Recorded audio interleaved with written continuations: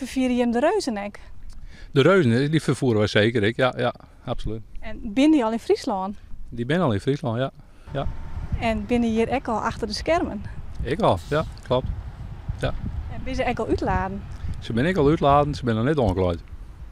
Oké, dus dat moet ik nog. Ja. Ben ze binnen of boeten of hoe gaat het zo? Wat gaat er nou gebeuren eigenlijk? Ze ben nou echt binnen en ze willen in de komende dagen we ze in elkaar zetten. Want ze zijn echt reuzen, dus die willen echt in elkaar zetten. Dan worden ze ongekleed en dan wordt er in de komende dagen en weken wordt er naar oefenen. Totdat de echte optredens plak vinden zullen. Ja, en hoe is het voor je om hier deel van u te maken? Nou, voor heel Friesland wordt op elkaar gezet door het evenement. Dus buiten de reuzen om, er wordt van alles georganiseerd. Dus dit is machtig mooi om daar deel van u te maken. Ja. Ja, en is het voor je ook een oors oorsput?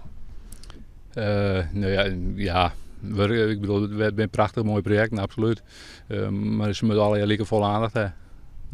Er is niks over om wat dat dan gaat.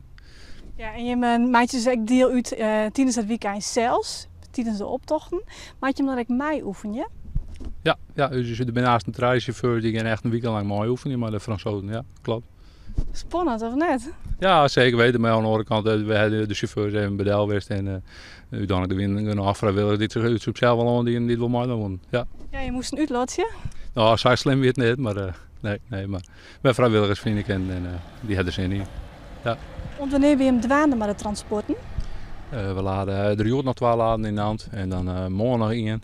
En dan 8 augustus dan hebben we de laatste auto te laden en dan met alle transporten rond. En wat is dat laatste transport? Dat laatste transport, ja, dat kan ik net echt vertellen wat erin zit. Dat is eigenlijk dan een geheim. Maar alle reuzen binnen wel al?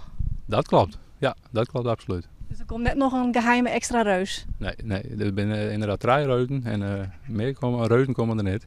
Dus wat het wel is, dat is een bloedende verrassing.